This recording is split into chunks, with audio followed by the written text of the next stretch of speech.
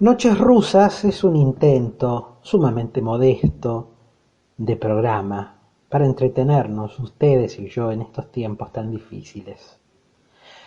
Noches porque las conversaciones se graban de noche, porque la noche invoca lo mejor de nosotros para que el diálogo sea vital, sea fructífero, sea apasionado y sobre todo sea auténtico.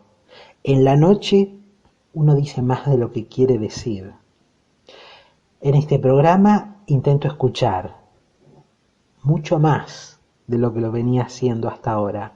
Así que ojalá sea un aprendizaje para mí estos encuentros con amigos y amigas del arte. Rusas las noches porque las hago yo, no porque sean un tributo a la literatura rusa, aunque el juego con Noches Blancas de Dostoyevsky es inevitable, pero no merezco esa asociación. Así que sin más prólogos, sumerjámonos en las noches rusas, donde los artistas nos van a iluminar el camino.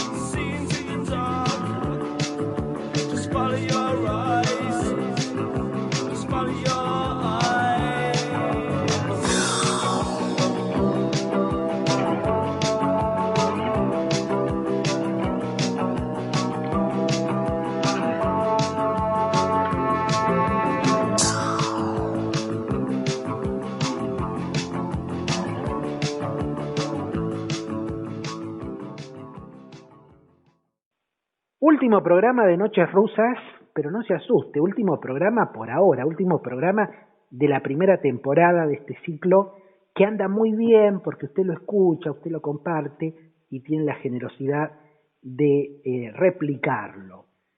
Para cerrar esta primera temporada, yo decidí invitar a un amigo. Casi todos los que pasan por este ciclo son amigos o amigas en mayor o menor medida. Pero decidí traer a alguien que sabía que nos iba a redituar en el ámbito de la confesión, también en el de la meditación, pero quería tener una charla que fuese íntima, hasta donde él decía que lo sea, que fuese profunda también, así que invité a un poeta, aunque no es solamente un poeta, él mismo buscará los rótulos que convengan a su oficio o a sus oficios, pero es un poeta.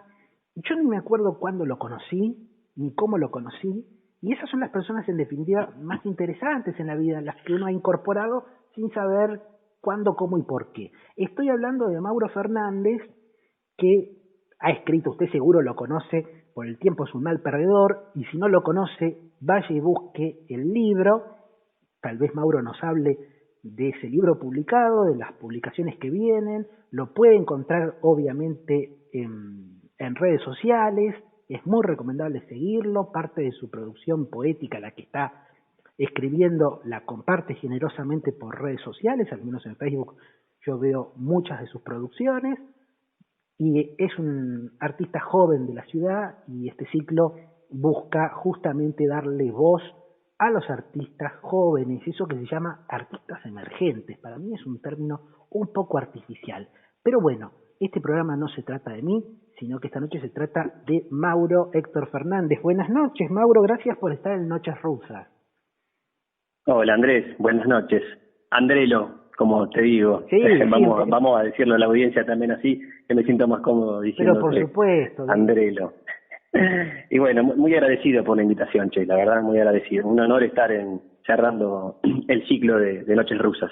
No, por favor, el placer es de la audiencia y es mío.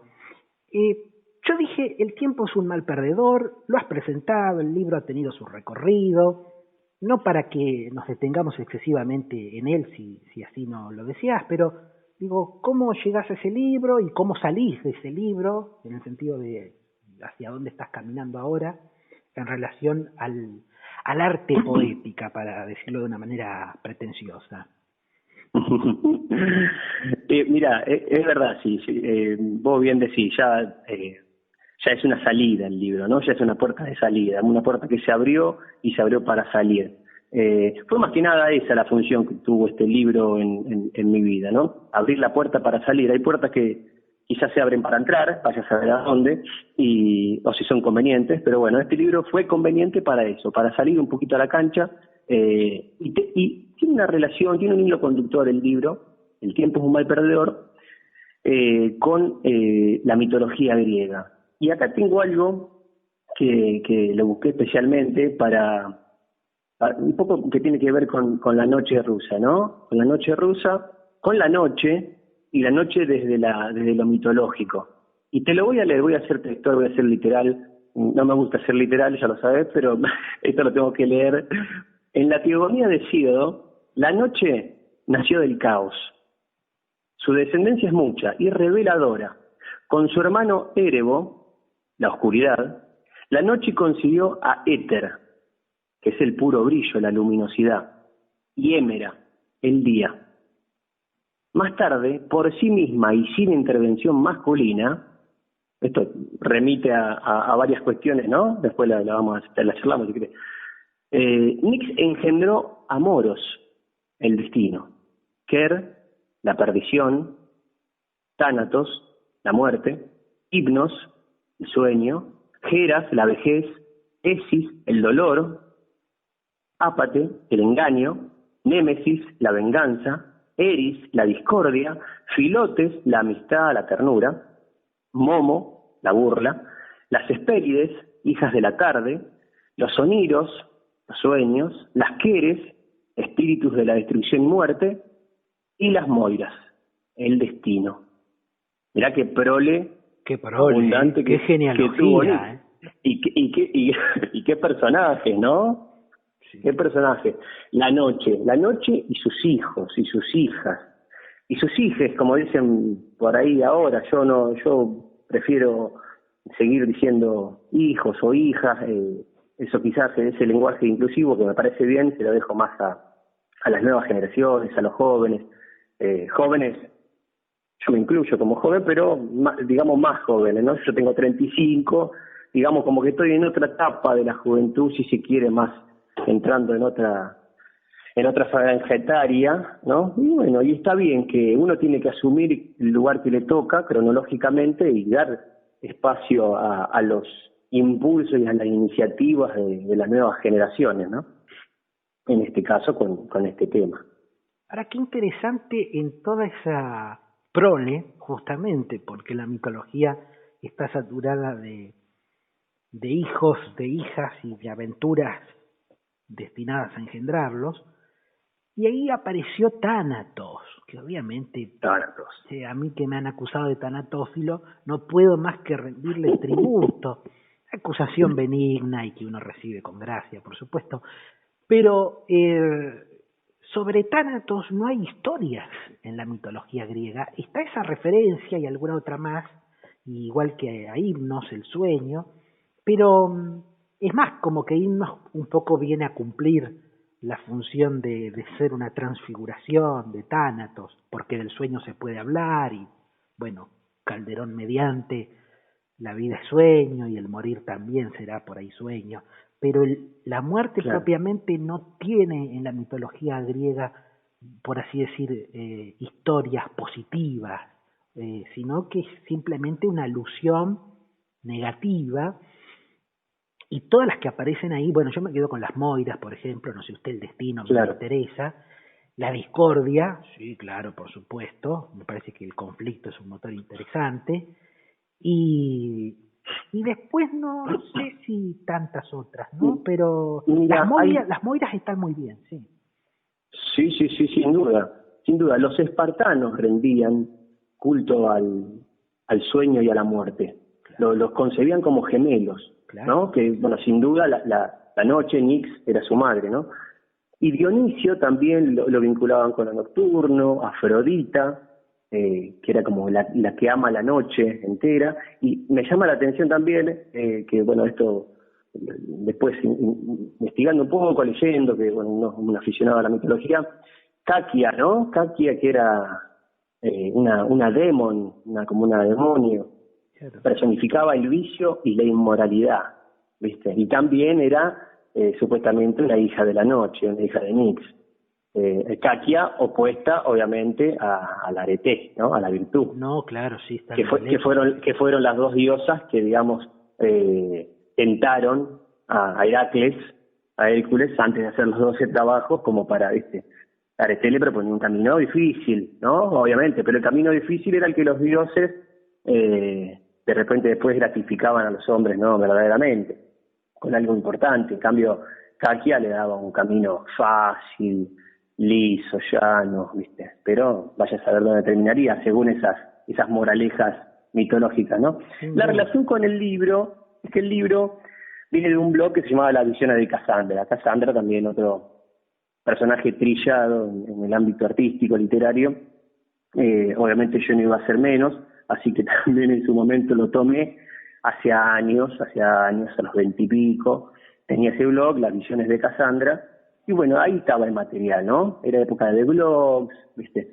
Y subía poesía, subía relatos, reflexiones, cosas así. Así que bueno, después le dimos forma, pasaron muchos años, ese blog quedó bastante desautorizado, mira. Mira lo que me dice. Valgan lapsus, valgan lapsus. Sí, quedó desautorizado. Es verdad, quedó desautorizado, ya está desautorizado, ya está eliminado. No, quedó desactualizado, y eso quería decir. Y nada, cuestiones de la vida, ¿no? Quedó ahí, stand-by. Y después lo recuperamos un poco con Gastón Viola, de Gea Libros, que fue el editor, con la editorial Puerco Espín. Bueno, ahí se puede conseguir el libro.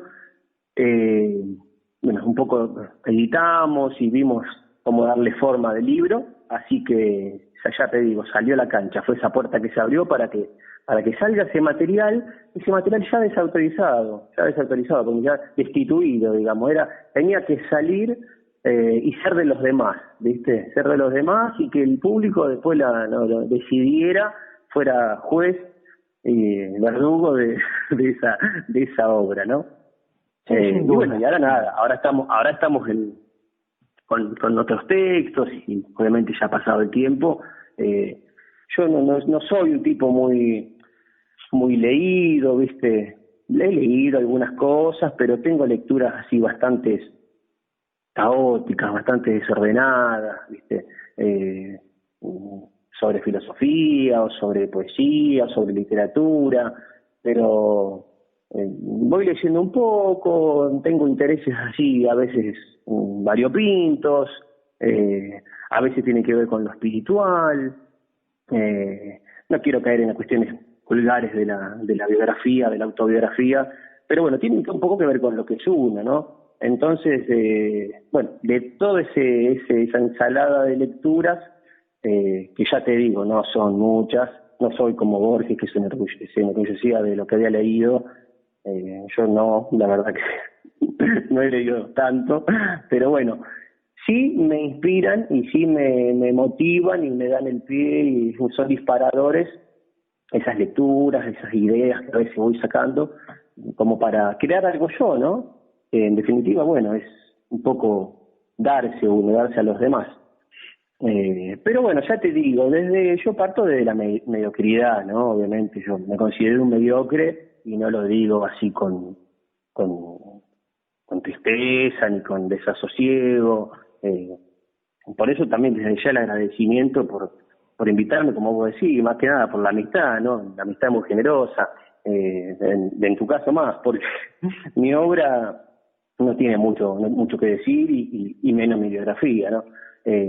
Pero bueno, de esa mediocridad uno toma el camino justamente así del arete, y trata de con esfuerzo y con trabajo pulir ciertas cositas y tratar de dar lo mejor, ¿no? En el campo literario, en el campo poético más que nada, ¿no? Que donde yo estoy, y del cual ya un poquito quiero salir, moverme hacia otros campos de la creación, ¿no? Siento la necesidad de explorar, de expandirme en otros campos de la creación, la pintura, lo audiovisual, no sé, otras intervenciones, algún, qué sé yo, alguna intervención más, ¿cómo se dice? No, me sale happenings, pero no son, ¿cuáles son los?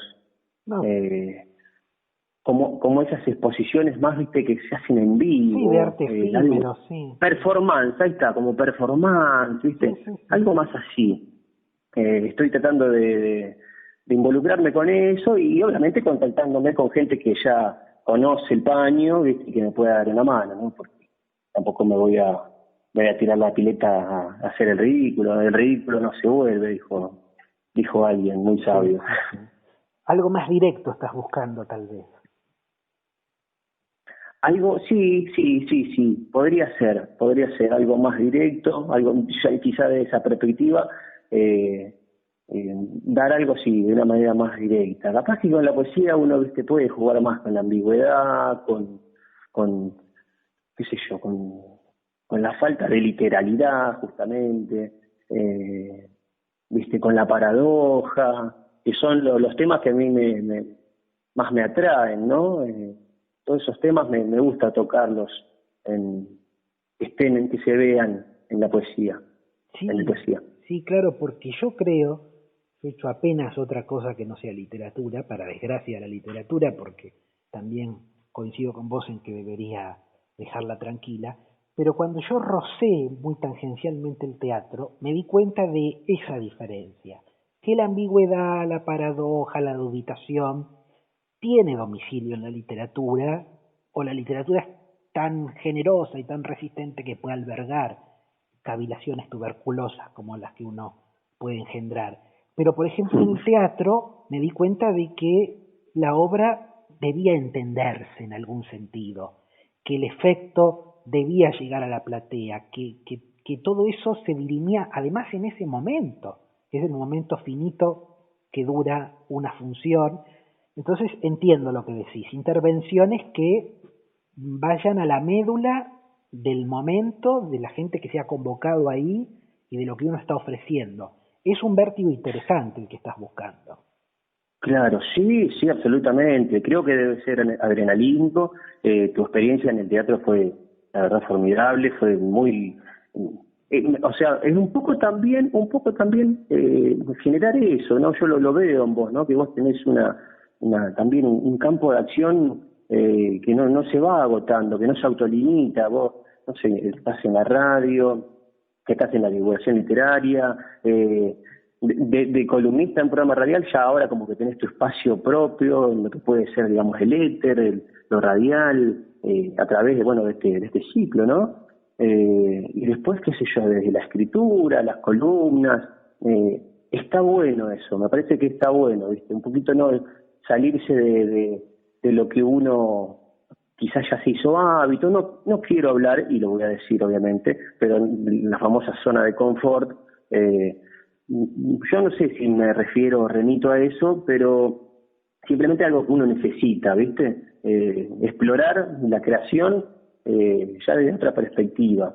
El teatro me resultaría trabajoso, ¿viste? Me resultaría, capaz que alguna performance así más directa puede tener algo más qué sé yo, no sé si espontaneidad o de algo más así, sí, viste, algo más directo y que y no sé, que no está tan, viste, guionado, justamente como está el teatro, ¿no? Que bueno, uno tiene que seguir, ponerse en la piel de otro. Eso me resultaría más desgastante. Yo la verdad que soy un tipo, quizá por mi calidad de mediocre, ¿no? Bastante perezoso, bastante, viste, me cuesta mucho algunas cosas, por más que sean creativas, que tengan que ver con la creación, digamos, ponerse a hacer cosas, viste, a veces, así, puta, ¿para qué? Sí, claro. Sí, como que ronda justamente Kakia, ¿no? Kakia, esta diosa del vicio, y decir, porque yo te prometo el camino fácil, no te desgastes al pedo, ¿para qué te vas a involucrar en esta cuestión?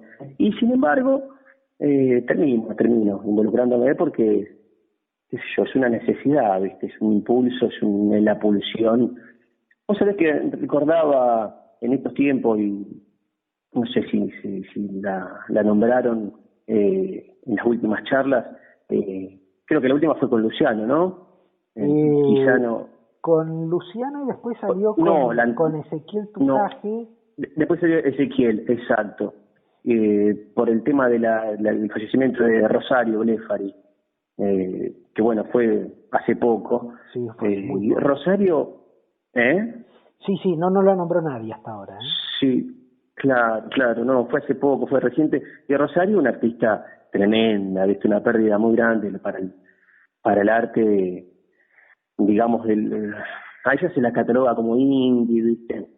Por su música y sus escritos, pero bueno, una artista completísima, desde la época de Suárez, con su banda, después de ella de solista, después siguió con otros proyectos, Los Mundos Posibles, o sea, a ver, pintaba, escribía, hacía teatro, hizo una película, hizo una actuación, fue tremendo todo lo que dio, y bueno, lamentablemente se nos fue muy joven, ¿no? Pero esa integralidad del arte, ¿no? Y por una cuestión de necesidad, de querer hacer cosas nuevas, es fantástico, pero ya te digo, a mí a veces el pensarlo me agota un poco, me cansa. Antes de arrancar digo, será conveniente, y bueno, termino haciéndola, termino embarrándome, metiéndome en el barro del arte y sus bemoles y sus corsi en ricorsi, ¿no? Que muchas veces vemos ya en cuestiones así más vernáculas, si querés, más telúricas, de lo que es la Junín, el mundo artístico, todas las idas y vueltas, y a veces cómo cuesta, ¿no? Conformar una movida artística, cultural, así, una impronta propia y que tenga vuelo a largo plazo, tanto por cuestiones así de lo oficial, desde ya el circuito más under, si se quiere. Hay muchas complejidades, ¿viste? Y se tendría que dar este viejo refrán que dijo también otro grande, que florezcan mil flores. Bueno, acá parece que es al revés, que se pudran mil flores, ¿viste? Entonces, el jardinero, en vez de regarlas, parece que las ciega constantemente. Hay un tema, pero yo quería volver a desandar un poco el hilo de Ariadna o no, de quien sea, no importa la propiedad de ese hilo. El tema de la noche, porque ahí en esa glosa que usted ha hecho de todos esos personajes maravillosos, está la noche, y después me quedé pensando en Cassandra, en esto de decir la verdad, pero al mismo tiempo no tener quien la crea, quien justamente la considere como tal, como algo verdadero, un destino trágico, ¿no? Ser alguien tan veraz y al mismo tiempo tan poco correspondido en esa oferta de verdades, como era el caso de Cassandra. Y yo pensaba, la noche y la verdad, no sé, digo, la noche es más propicia para la verdad, para el embuste. ¿Qué te pasa a vos con la noche ahora, digamos, a todos los que ya tenemos 30 y pico? Por lo menos en mi caso yo he resignificado mucho la relación con la noche, no para volverme un timorato, sino con la intensidad de la noche. ¿Qué te pasa a vos con la noche en relación a la escritura, a la lectura, a la comunicación de verdades o de imposturas? Claro, sí, la noche hoy por hoy para mí es más, está más relacionado con himnos, ¿no? Con el sueño, porque verdaderamente perdido cierta intensidad. Pero no, siempre hay como, por eso me encanta la intro que haces del ciclo, porque en la noche uno como que se da un espacio más confesional, más de intimidad, ¿no? De confianza, como que se genera ciertas vibraciones, digamos, más sutiles, en las cuales uno fluye más, ¿no? Se deja llevar más y en ese dejarse llevar, bueno, se abren también muchas puertas, ¿no? Hay puertas que dan a vaya a saber a dónde, y puertas que también, no sé, como decía antes, ¿no? Puertas que dejan de salir y puertas que dejan entrar, ¿no? Pueden salir cosas, pueden entrar cosas en uno, en la creación de uno, ¿no? La noche siempre fue atractiva por lo relacionado al deseo y por lo relacionado a los miedos, por lo relacionado en definitiva, a lo que no se puede nombrar, ¿no? Quizá la noche tiene algo de innombrable, por eso a veces la creación, grandes creadores, ¿no? Han creado de noche, han pintado de noche, escrito de noche. Pizarnik, una gran Los trabajos y las noches. Los trabajos y las noches, el libro de Pizarnik, Vos ¿no? que justamente hablabas de Hesíodo, de los trabajos y los días a los trabajos y las noches, que parece Exactamente. Lo que conviene o lo que le sucede al poeta, por lo menos al poeta en el que Pizarnik se veía reflejado, que seguramente eran los malditos, era Lautréamont, ¿no? Ya sabemos que andaba por ahí la gran Alejandra, pero sí, qué tema la noche, y sí, también en mi caso va más por el lado del sueño que de otra cosa, ¿no? Sin duda. Pero sí. Yo escuchaba hace poco a Dalmiro Sáenz, y ya la gente se ha olvidado de Dalmiro y hace mal, porque más allá de la consistencia de su obra literaria, era un personaje bien interesante de la movida cultural, generalmente por sus declaraciones así un poco sorprendentes, de gran desparpajo, muchas relacionadas con lo sexual, con lo erótico, cuando eso en la literatura argentina ni siquiera desde el costado de cierta humorística era explorado, y el jugar con los vínculos, carta abierta a mi futura exmujer, ¿no? Siempre me pareció un tipo lúcido en relación a lo que significa la familia, tener, abandonar una familia, retomarla, ¿no? Una frase que a mí me gustó, ¿no? Lo entrevistaba a Nico Repetto allá en los tempranos 90, cuando Repetto parecía que valía algo para la televisión, lo cual no significa nada. Y en la noticia rebelde. Sí, en Fax, era una entrevista que la pueden encontrar los oyentes en Fax a Dalmiro Sáenz, y él dice, los Fax, un programa que en ese momento fue muy importante, él dice, los padres no educan, se desquitan. Y yo me parecía interesante, porque aparte le estaba diciendo frente a un tipo que esperaba justamente que dijera lo contrario. Y esas frases, otra frase de Dalmiro Sáenz, en otro programa mucho más aquí cerca en el tiempo, que me sorprendió porque me pareció antiintuitiva. Decía, no me gusta la noche, yo habito la noche, por supuesto, dice, pero tiene algo negativo, que es el único momento del día en el que no hay sexo. Y me pareció rarísimo, porque si uno piensa en el tiempo de lo erótico, lo piensa como un tiempo nocturno, en general. Después uno puede cuestionar esa asociación.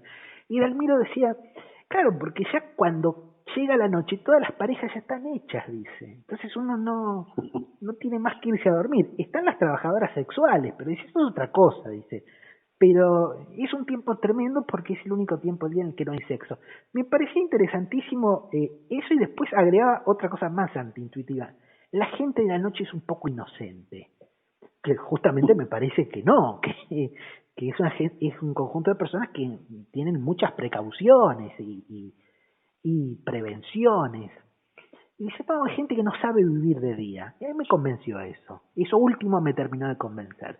La gente que vive de noche es porque no puede vivir de día. Y si ha hecho un culto de la noche es porque su potencia, su vitalidad tiene que pasar por ahí, pero no por una cuestión de que invocan a Mefistófeles, de que quieren reencarnarse en Baudelaire, en Rimbaud o en Verlaine, sino porque no pueden vivir en otro momento, así de simple. Bueno, eso a mí ya no me pasa, no sé a vos qué te pasa no encuentro en la noche tanto significado como para evitarla hasta las 5 de la mañana. No, justamente, yo comparto, y algo que también tiene que ver quizá con el crecimiento de cada uno y los tiempos no cronológicos en los cuales cierta juventud o adolescencia, la noche, bueno, justamente tiene características más festivas, más de descubrir lo prohibido, como decía, no sé si Groucho Marx o me parece que era Groucho, decía que puedo con todo, excepto con las tentaciones. Las tentaciones, bueno, de la noche, obviamente, caique, ¿no? Justamente. Pero, ay, qué sé yo, creo que algunos, no sé, por lo menos en mi caso, y seguramente el tuyo, por lo que decís, ya quizá nuestra libido y nos concentramos más en los trabajos y los días, ¿no? Nuestras pulsiones y nuestras aventuras se dan más en lo diurno. Más allá que quizá nos levantemos y algunos días digamos, oh, puta madre, ahora tengo que hacer esto, tengo que hacer lo otro, tengo que salir para acá, para allá. Pero bueno, nada, pasamos a vivir más en modo Alondra y, ¿cómo es que dicen? Sí, creo que Alondra y no en modo Hugo. Y no modo búho, claro. Pero no, me quedé con algo, con lo que decías con respecto a esto de que, me quedé pensando en esto de que ya la gente ya a la noche ni siquiera tiene sexo, ¿no? El tema de lo sexual en Dalmiro y en realidad el tema de lo sexual hoy por hoy, como está todo, viste, bastante sexualizado y qué denotará esto, ¿no? ¿Qué querrá decir? Porque también creo que era, Groucho no era, este escritor, puta, no me voy a acordar el nombre, pero decía que todo tiene que ver con el sexo, menos el sexo, que tiene que ver con el poder. Claro. ¿Viste? Como es un escritor conocido, vos conocés los nombres de todo. No sé de quién es esa frase, es una frase ingeniosa, ha habido un par de escritores especializados en ese tipo de frases ingeniosas, pero... Sí, conocido que decía unas cuantas frases. Pero bueno, me parece que... Suena un poco a Wilde, a Shaw, vaya uno a saber. Wilde, ahí está, claro. Era Wilde. Y no sé si el de las tentaciones también no era Wilde, me parece. Seguro, no, el de las tentaciones era Wilde, eso seguro. Es Wilde, ahí está, viste, no era Groucho. Se le asignan frases a Groucho, no. Yo la única frase que sí sé que es de Groucho y que me cabe a la perfección es que no formaría parte de un club que admitiera tipos como yo. Tal cual. Esa y la de los principios, que también sin duda es de Groucho. Sí, exactamente. Yo también la digo habitualmente. Sí, para que vean mi inflexibilidad, ¿no? Que soy un tipo abierto. Pero aparte creo que es una frase muy argentina, o sea, me extraña mucho que la haya dicho Groucho Marx, o no, bueno, justamente vendrá bien como para decir, venga Groucho Marx para la colección de argentinos que no sabía que fueron tales, ¿no? Esto de, estos son mis principios, si no le gusta tengo otros. Bueno, claro. Es una frase muy argentina. Muy argenta. Sin duda, sin duda. ¿Y qué lugar ocupa el humor en vos, esto de la paradoja? ¿Te sirve, te ha salvado el reírte de vos mismo? Sí, en algunos aspectos sí lo he aprendido con el tiempo. Lo he aprendido con el tiempo y lo aprendo con el tiempo. No es algo que ya esté acabado, definido en mi persona. Más teniendo en cuenta que uno a medida que va creciendo, ciertos caracteres de la personalidad, viste, como que se van cristalizando y es más difícil después, viste, algunas cosas cambiarlas. Pero lo he aprendido, con el tiempo lo voy aprendiendo. Más a reírme de mí mismo y a tomarme las cosas con más humor, viste, más, no a la ligera, pero sí viéndolo con otras perspectivas, viste, más teniendo en cuenta la gran comedia que es todo esto, ¿no? Que es una comedia de enredos y dislates, así que nada, viste, es algo que bueno, el tiempo a veces se esfuerza en enseñártelo por las malas, viste, más allá que, bueno, en el título decimos que es un mal perdedor, es un título abierto, obviamente, y remite un poco a esta cuestión de la paradoja, ¿no? De lo paradojal, que sí, eso ya desde hace tiempo me acompaña como una cosmovisión, ¿viste? Como una cosmovisión del mundo, y la paradoja me resulta muy satisfactoria para responder ciertas cuestiones que a veces no tienen respuesta, ¿no? Para responderme, digo, ¿no? Responderme a ciertas cosas, eventualmente calibrar así en mi esquema mental cuestiones trascendentales o cuestiones a veces pedestres y cotidianas. Lo tomo de lo paradojal, la valoro mucho, y en general es una relación con la paradoja muy que tengo, es más erótica, ¿no? Es más afectiva. Lo erótico, con esto quiero retomar un poquito el tema de lo sexual, ¿no? Como todo está tan sexualizado, me parece, ¿no? Estamos acá un poquito discurriendo y hablando sobre Bueye Perdido, pero se ha perdido el carácter erótico en las relaciones, con uno mismo. El sexo está sobrevalorado y el eros, lo erótico, se lo ha dejado un poco de lado, ha quedado un poco corrido, quizá teniendo en cuenta cierta visión y cierto modo de vivir así muy desde la eficiencia, de la productividad, ¿viste? Si querés encuadrémoslo en lo que es el capitalismo, que se ha metido hasta en las camas de la gente, ¿viste? Y en lo sexual, no sé, se busca acabar en millones de veces, ¿viste? Que el otro la pase genial, uno pasarla genial, que sea una película porno, ¿viste? Y lo que se busca a veces en la noche es eso, ¿no? Al final, un producto del capitalismo, ¿no? Que en definitiva, me parece que no sé, se hubiera metido como un virus, como tanto que hablamos de los virus, como un virus en la vida de todos, ¿viste? Y un virus invisible que, bueno, que nadie puede ganarle, no hay vacuna para eso, a menos que optemos por el camino del eros, ¿no? De la erótica, de reencontrarse con uno mismo, de disfrutar una buena conversación, como este espacio lo genera, ¿no? Esto es un programa erótico. Sí, sin un duda. programa erótico, Sin duda. y que claro, y que se encuadra en la noche,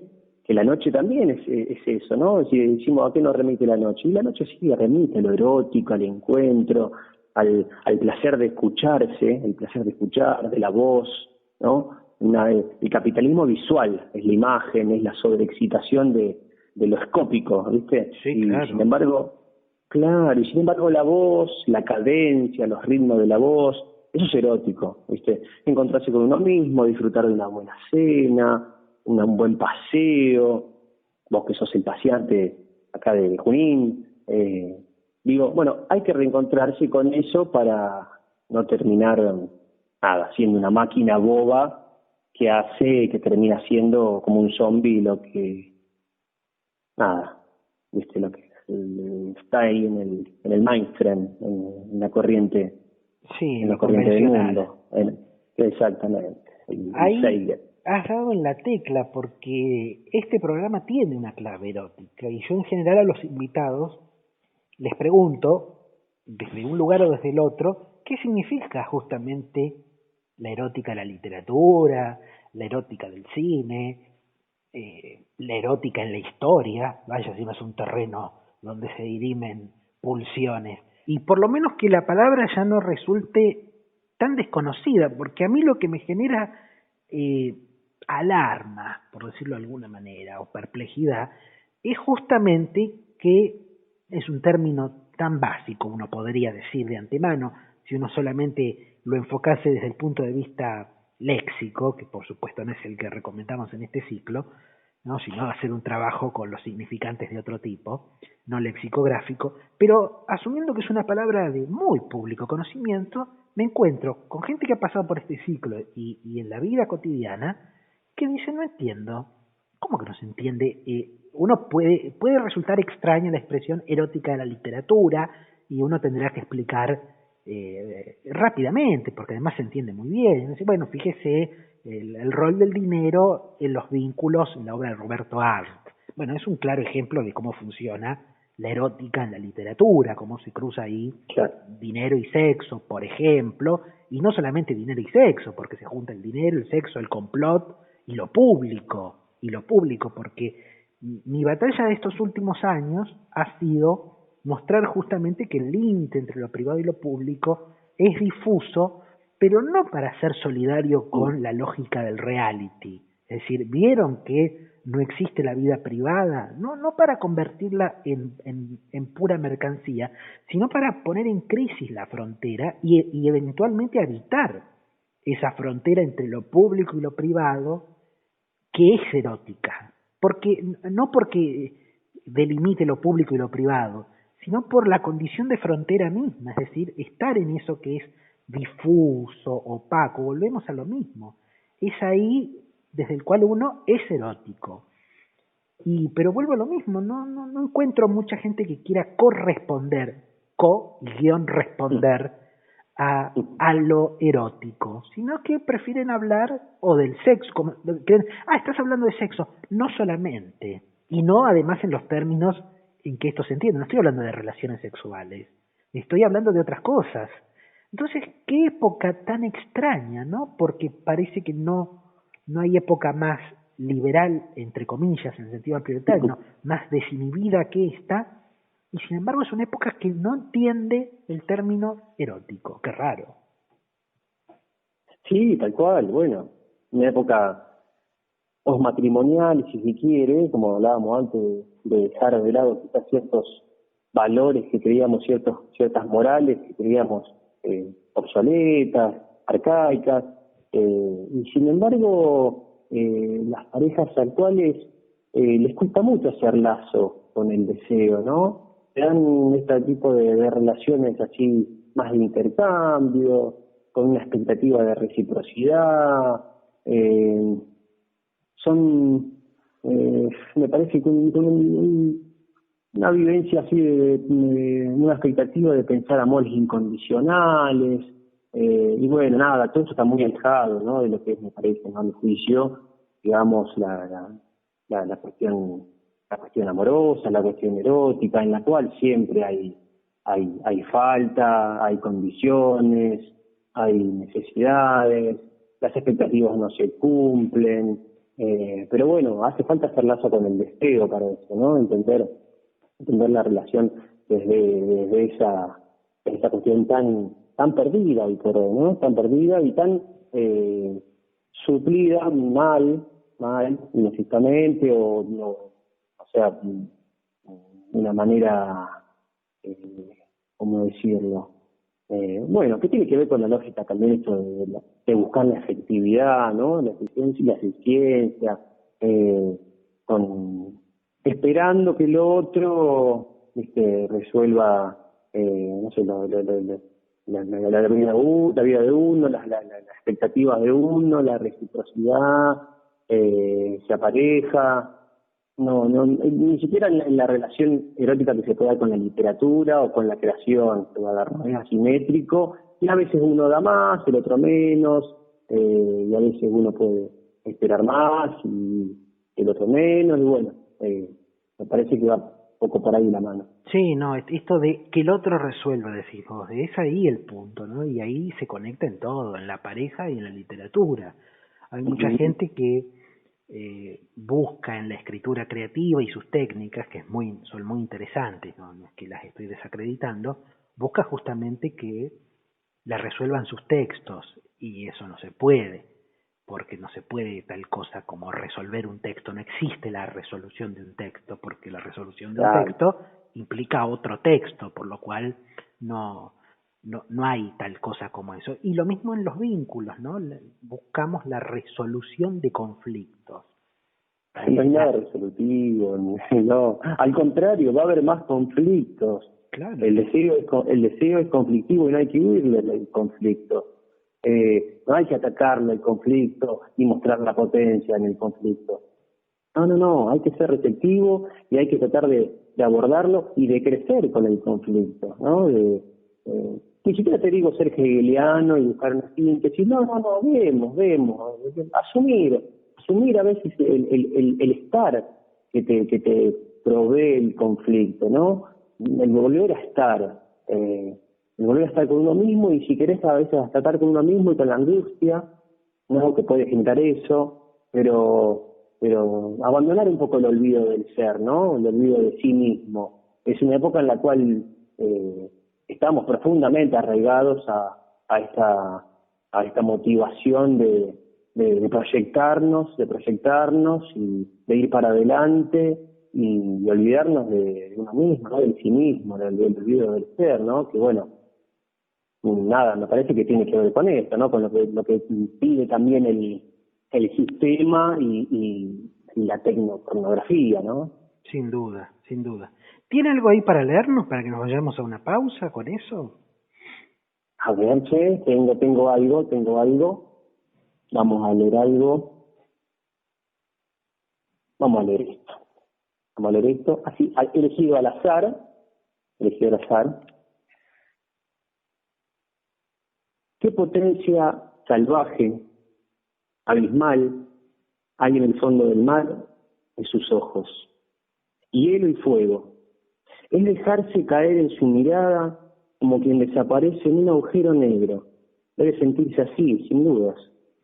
Pero también es el arco de sus cejas, sus pecas, sus dientes casi de leche, los que hacen que la noche y sus estrellas muertas se vean como niñas perdidas en el bosque. Y con esas noches y con esas estrellas vivas o muertas, uno nunca sabe en qué condición están, lo cual también vale muchas veces para nosotros, lamentablemente, que no sabemos si estamos vivos o muertos o ahí en la lucha, más en esta época. Vamos a una pausa, pero no se vaya usted que está del otro lado, vamos a seguir hablando con Mauro Fernández de 1000 cuestiones más. De este programa ya es rizomático. No se vaya, ya volvemos.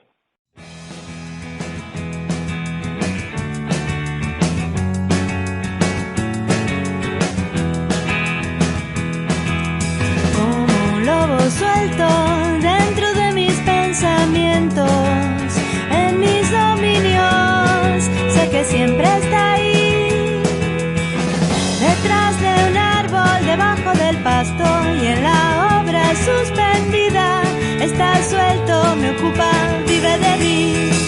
Y yo también vivo de él, no salgo a pasear, no quiero comer, está durmiendo ahora por un rato, pero en cualquier momento su aullido y su lamido me despertarán.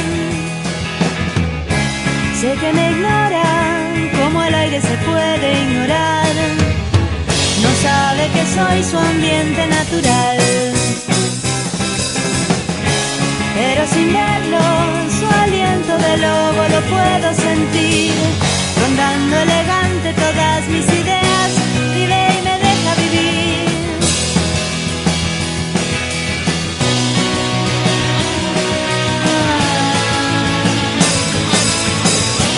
Dicen que nació en este lugar, sin elegir y por casualidad. Quizás crea que es todo lo que hay, como el universo, nuestra eternidad. Lobo suelto, lobo sin collar. Lobo suelto, lobo sin collar.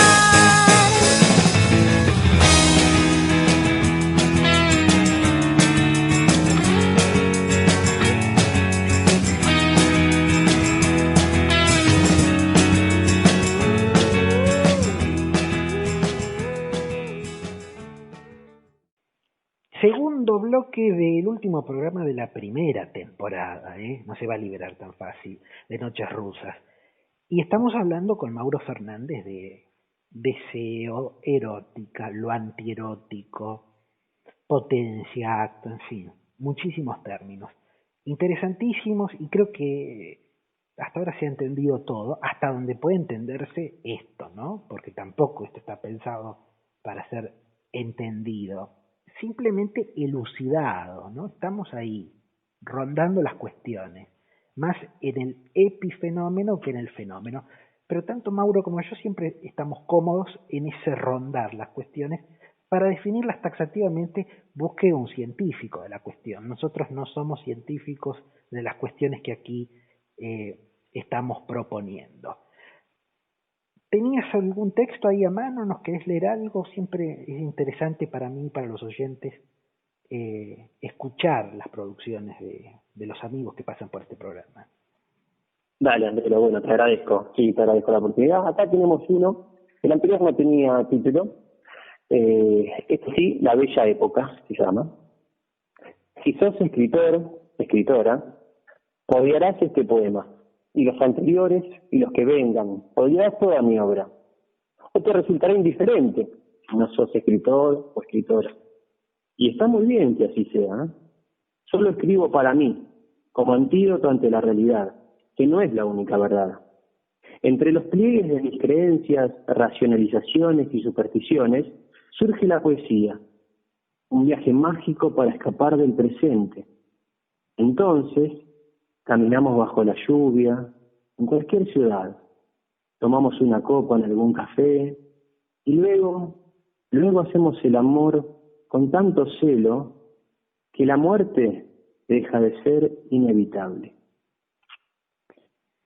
Lo inevitable de la muerte. Vamos a buscar uno que te había comentado que tiene que ver con lo que venimos hablando del deseo, ¿no? Que es breve. Déjame llegar. Acá está. Son incómodos los silencios en los momentos radiales, pero a mí me encanta el silencio. En este ciclo están más que permitidos. Cómo habla, ¿no? Cómo habla el silencio, es fantástico. Para bien o para mal, ¿no? A veces habla y nos encandila, nos deja extasiados, y a veces el silencio habla y nos mata, nos genera una angustia tremenda. Bueno, este se llama así: sostener el deseo, como dijo Alcides, no lo dejes ir. Sostener el deseo, como no lo dijeron los Beatles, no lo dejes ser. Sostener el deseo, te lo digo yo, que no sé amar. Sostener el deseo, que no es lo mismo que quedarse con las ganas. Sostener el deseo, que no es lo mismo que sacarse las ganas. Sostener el deseo, aunque sea el vigilante, aunque sea el tentador. Sostener el deseo, y liberate estando. Tenés que estar, y cuando simplemente estés, míralo de frente y decirle: deseo, ya no te deseo. Y gozá, como Teseo, escapando del laberinto, victorioso. Sí, ojalá uno pudiese ser Teseo.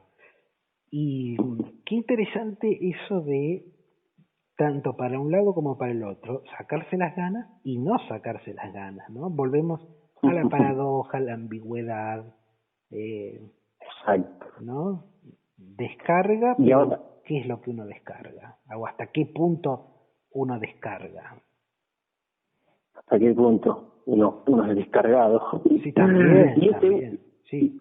Si querés este último punito y después pasamos un relato, este tiene que ver también con un poquito la dinámica, lo que se vive actualmente, ¿no? Cuando la casa es un hogar, se llama. Cuando la casa, uno siempre dice que la casa es un hogar, ¿no? También tiene que ver un poco con hacer lazos, también esto con lo erótico. Hay casas que son simplemente un lugar para pasar, para estar. Fue un gran problema con esto de la cuarentena, ¿no? Muchos se encontraron con la casa y descubrieron que no era un hogar, que no era simplemente el lugar donde comían a la noche, iban a dormir o miraban alguna película de Netflix y listo, otra cosa. No. Esto dice así: cuando la casa es un hogar, los calzoncillos con dinosaurios de mi hijo están secándose en el tender, y las formitas de pollo hibernan en el freezer desde abril, o tu bombacha húmeda con el elástico flojo cuelga en la canilla de la ducha. Cuando la casa es un hogar, huelo el olor del perro en el sillón y me lleno de su pelo cuando me siento, o veo las baldosas con pastitos del patio y recuerdo cuando jugaba a la lucha con mi abuelo. Hoy regresé de andar en bicicleta, dejé el tapabocas en el llavero, todavía sentía una inquietud paranoica por el paseo y tristeza de ver las plazas y parques vacíos. No está mi hijo, ni vos, ni el perro, ni el abuelo. Solo la casa. Y de repente me quedé sin aire. Pero no fue por el ejercicio de andar en bicicleta, no. Fue como un leve anticipo de la muerte. No importa, pensé, sabiendo que me mentía. Subí a la terraza, miré hacia arriba y bebí el cielo anaranjado del ocaso. La literatura tiene esa posibilidad de uno se identifica con un fantasma, ¿no? Digamos, Claro. con eso que anda ahí circulando. Por eso digo que son imágenes que circulan. El perro, el calzoncillo de dinosaurios colgando en el tender, la bombacha en la canilla. Sí. Es decir, es muy interesante toda esa selección de imágenes, porque sin duda reflejan una experiencia que todos más o menos tenemos, conocemos, o que podemos reconstruir rápidamente. En ese sentido, sí, creo que la vida burguesa, pequeño burguesa, nos ha dado a todos un caudal de experiencias más o menos isomorfas, más o menos equivalentes, mejor o peor distribuidas, siempre hablando dentro de los privilegiados de la pequeña burguesía para arriba. Y desde ahí, sin duda, que uno también hace literatura, ¿no? Porque hacía una literatura proletaria. A mí me encanta que los proletarios tengan voz y tengan medios de expresión artística, pero en general somos los burgueses los que justamente tenemos la posibilidad de impugnar nuestra propia clase y reírnos, lamentarnos, llorar sobre estos elementos de la vida cotidiana, de la clase media, para decirlo concretamente, ¿no? Incluso de lo que la clase media esconde, ¿no? Que es lamentable que lo esconda. Ser antídoto a esa enfermedad, ¿no? Que es el clasemedierismo, ¿no? Que esa clase medio a ver cómo podríamos decirlo, cuando es una enfermedad, como se dice, como que tiene tal patología. Bueno, es la enfermedad de la clase media, vamos a decirlo. Sí, claro. Más pero llanamente. Lo que estamos ser diciendo antídoto a eso, ¿no? Sí, lo que estamos diciendo es esas imágenes que serían para el discurso oficial de la burguesía lo precario de lo doméstico, para mí no son lo precario, son justamente lo que está circulando, lo que es necesario en la casa también. En la casa estamos hablando en un sentido amplio, ¿no? La casa puede ser el planeta, de hecho hoy muchos hablan del planeta como la casa común. Entonces, es eso que queremos esconder, lo que no es presentable. Y claro. Y eso me parece que volvemos a lo mismo, eso mata lo erótico, está ahí, está en lo precario, en lo sucio. Exactamente, porque quizá otra persona, quizá con una visión, con una perspectiva, con un oído, con una mirada poco, quizá más tendiente a lo pornográfico, solamente vería la exhibición de pequeñas vulgaridades de lo cotidiano, ¿no? Y sin embargo, uno uno hace un hogar, de una casa a un hogar, al encontrar, al verse, al sentirse en esos pequeños objetos inanimados, en esas pequeñas cosas que están cargadas de erotismo, ¿no?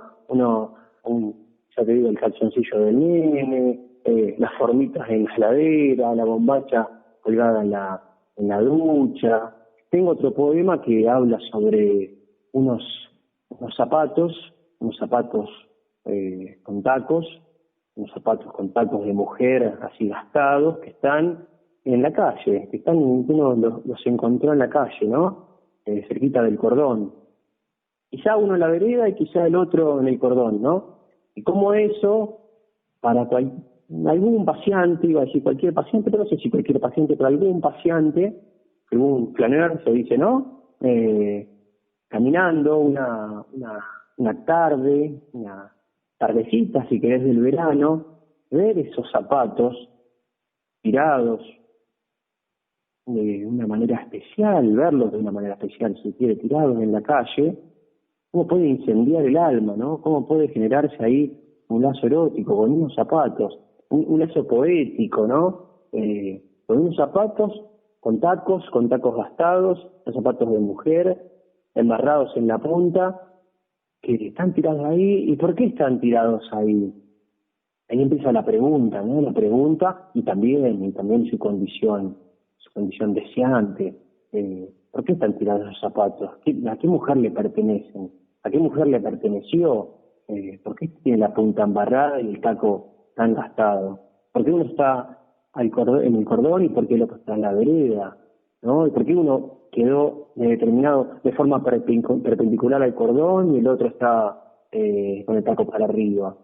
¿No? Bueno, esas cuestiones, digamos, son las que de repente en la creación uno simplemente es un canal, ¿no? Es un canal y trata de transmitir ese deseo y bueno, está la expectativa, mal expectativa a veces de que el otro se dé cuenta de ese deseo, ¿no? Que también haga deseo en el otro, ¿no? Pero no habría que tenerla. Por eso creo que fue el primer poema que leí, o el segundo, nuestros poemas que leí, digo que bueno, no tampoco me escribo para mí, escribo para mí y después bueno, el otro cuando lo recibe es también paradojal, André, ¿no? Es también paradojal porque uno escribe, yo escribo para mí, pero es justamente dar lo que no tengo, ¿no? Entonces es tratar de abordar tangencialmente, de hacerme parte de ese deseo, de hacerme cargo de ese deseo, pero ya también te lo doy a vos, y ese deseo que te doy, esa creación que te doy es una falta, es algo incompleto, es algo que no está resuelto justamente, no me va a resolver nada a mí y no te voy a resolver nada a vos, al contrario, capaz que te lleno de preguntas, bueno, todo quizás te genera indiferencia y nada, es parte también del vínculo, ¿no? El vínculo, indiferencia también, parte del vínculo. Pero cobijo, esperanza en el amor, ¿no? Uh-huh. En el amor, en ese sentimiento, en esa idea que construimos, ¿no? Porque es una construcción también, es una construcción social, desde el altruismo que supimos también concebir a medida que fuimos haciéndonos sociedad, que fuimos haciéndonos comunidad, ¿no? Bueno, ese amor que bueno, que claramente, digamos, un poco se excedió a sí mismo y fue muy generoso con nosotros en lo que nos fue ofreciendo, ¿no? En lo que nos fue dando, en lo que fue creando, ¿no? Sin duda. Y que nos fue creando, ¿no? Lo que fue creando, que nos fue creando también. Claro. Ahí hay un tema, ¿no? Más allá que después uno no le gusta el resultado de eso que ha sido creado por el amor, porque también hay un mandato en que uno tiene que aceptar el producto devenido del amor en cualquiera de las expresiones en donde se aplica el término, son muchísimas, pero no, también hay derecho al rechazo, ¿no? Hay derecho al rechazo. Sí. Hay derecho, ¿no? Porque si no estamos en el amor cristiano. Lo que estamos diciendo no sabemos. Sí. Sin duda se ve claramente esto que decía Andrés en el amor filial muchas veces, ¿no? Cuando uno puede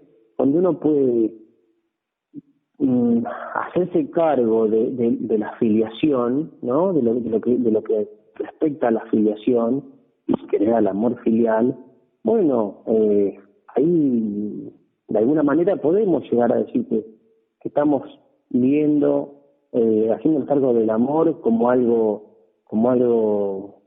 que nos puede ayudar, ¿no? A crecer, a sentirnos mejor, a ser mejores, a pensar de una manera, no me gusta hablar de términos de madurez, pero bueno, siendo más humanos, ¿no? Siendo más humanos. En el amor filial se ve mucho esto del rechazo, ¿no? De algo que a veces, viste, es ofrecido y es dado y a veces uno no lo pidió y a veces uno no lo comparte y a veces uno no lo comparte en el sentido de no aceptarlo y de no compartirlo tampoco, de no darlo.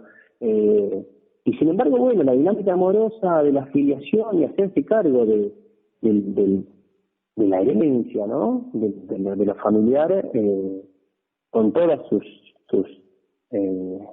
grises y sus abyecciones a veces que hay. Es interesante también para encuadrar al amor, digamos, me parece, en el lugar que uno puede hacerlo más, a ver, ¿cómo decirlo? Que lo puede hacer mejor para uno, ¿no? Para el crecimiento de uno y para la cuestión, volvamos a lo que estábamos hablando, ¿no? A la cuestión erótica, ¿no?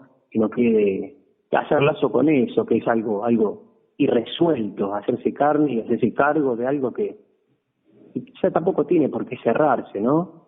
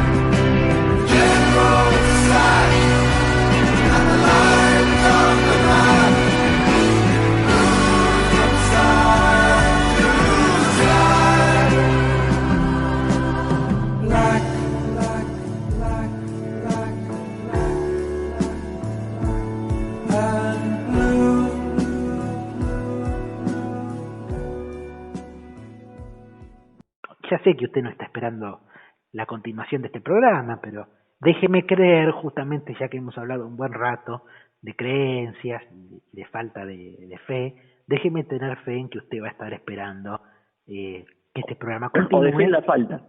Sí, crea las noches rusas, ¿no? Mire qué magra oferta le estoy haciendo a usted que escucha este programa. Ya se han caído todos los ídolos, solamente le quedan noches rusas. Abrácelo con convicción, con fervor. Y ahora nos vamos con el relato que nos va a regalar Mauro Héctor Fernández, que fue el último invitado de esta primera temporada de Noches Rusas, y con las palabras de él cerramos. Bueno, Nelo, siempre es un gustazo hablar con vos, te agradezco el espacio. La pasé muy bien, sos un tipo muy cálido y bueno, te considero un amigo, así que bueno, desde ya un honor cerrar el ciclo. Y aquí vamos con Espera, se llama, justamente. Hace casi media hora que espera en la parada del colectivo. Se corre el tapaboca y fuma lentamente, dando profundas pitadas a lo que le queda del cigarro. Lo vuelve a poner. La nariz le queda sin cubrir. Si solo es tapaboca, ¿no? Piensa y sonríe con picardía. Tira la colilla al charquito del cordón. Mira seguido su reloj. Tiene la punta de su zapato izquierdo embarrada. Tanto la pollera gris que le llega hasta las rodillas, como la remera color caqui, están descoloridas y arrugadas. El viento mueve su pelo desteñido y se fastidia. La carne fofa bajo sus brazos se agita de aquí para allá cada vez que se acomoda el rodete. Prende otro pucho. Se le cae el barbijo. La puta que lo parió esta porquería. Lo sopla, lo sacude, lo cuelga de su gran oreja. Saca un espejito de su cartera para ponerse labial. Las bolsas bajo sus ojos, su coloración oscura, le estremecen cuando se ve. Lo guarda y no se pinta. Este colectivo de mierda que no viene, piensa para distraerse de lo que de verdad le preocupa. Se sienta en el banquito de madera de la garita. Es incómodo, pero le duelen mucho las piernas. Varices y arañitas decoran ampliamente sus pantorrillas rosadas. ¿Cómo se llamaba el doctor? Claudio. Claudio, ¿cuánto era? Puta madre, si no me acuerdo la Nancy me va a retar. Hacé memoria, caray. Antes no me olvidaba ni por casualidad de un apellido, de una cara. De nada, va. A ver, alguna otra cosita tal vez olvidaba, pero solo por un ratito.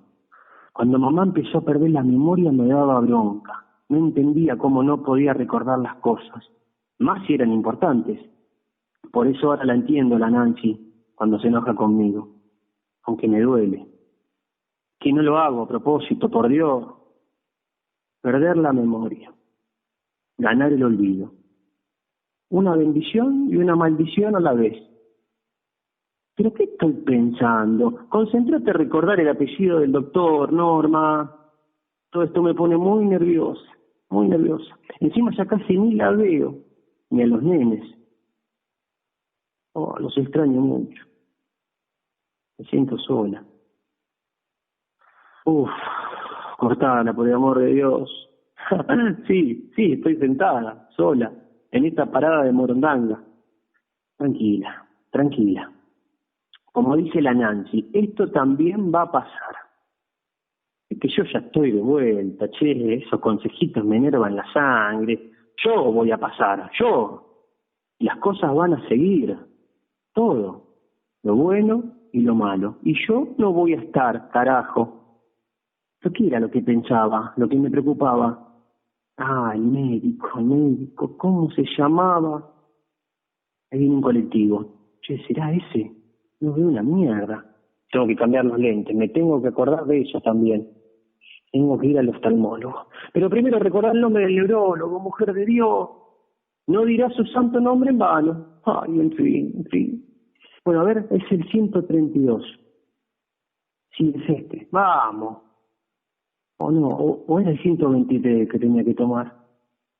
Uy, la puta madre. Encima no hay nadie en la parada para consultar. Siempre que uno necesita a alguien, nada. Parece mentira, la puta que lo parió. Ay, no tengo que putear tanto, a la Nancy no le gusta. Bueno, igual ahora estoy pensando, solo estoy pensando. Aunque del pensar a decir la puteada hay un pasito. Así que mejor ni pensar las puteadas. Mejor pensar el apellido del doctor, Normita. Levanta el brazo y lo mueve para frenar el bondi. De nuevo su carne se sacude como gelatina. Cae y se deshace en el aire una larga ceniza del cigarrillo. El olor a nafta se confunde con el de goma quemada cuando frena el colectivo. Se acomoda el barbijo. ¿Este es el que va hasta Sáenz? No, señora, ese 123. Dice el chofer, que lleva un tapaboca de los Gardelitos. Se vuelve a sentar. Observa la apolillada madera del banco, los grafitis de la garita despintada. No entiendo nada a los que escriben estos pendejos. Qué gana de estropear todo. Estropeada está mi memoria. ¿Cargué la sube? Sí, creo que sí, en el kiosquito de Miguel. ¿O fue en el almacén de Silvia? ¿Cuánto le habré puesto? Bueno, no me importa. Si la cargué, que de hecho seguramente fue así, me va a alcanzar para ir a lo de la Nancy. Pero no puedo llegar y no recordar el apellido. Ya sé, voy a ser como mamá, que se justificaba diciendo que no había escuchado bien, que se estaba quedando sorda. La sordera tiene más dignidad, ¿no? Piensa turbiamente, mientras ve otro difuso colectivo a lo lejos. Este debe ser, sí. 123 cartelito color verde, por Sainz. Sube despacio. Hace muecas por el dolor en sus piernas. Se agarra con dificultad de la baranda con olor a desinfectante. Sus ojos, sus sentidos captan la escena como en una película de Perrone. Las manos transpiradas, las uñas con el esmalte despintado, las yemas del índice y mayor derechos amarillas. Y ese perfume tan particular a viejo, sudor y colonia barata. Apoya la tarjeta en el lector. No tiene saldo, señora. Gruñe el chofer, con una cara de culo sugerida a través del gesto de sus ojos y cejas. Lleva un tapabocas de Chicago. ¿Pero cómo? dice ella, y traga saliva. Pase igual, dele, siéntese que se me hace tarde, señora. Arranca a toda velocidad, haciendo un ruido de motor atascado espantoso. Se acomoda angustiada, con dolor en el pecho, en el segundo asiento detrás del colectivero, manteniendo la distancia física, social, espiritual y económica que no puede evitar. Mira la nada a través de la ventanilla que apesta a Carolina. García, se llamaba la puta madre. La Nancy no me va a retar. Se da golpecitos en la frente, sonríe y suspira aliviada.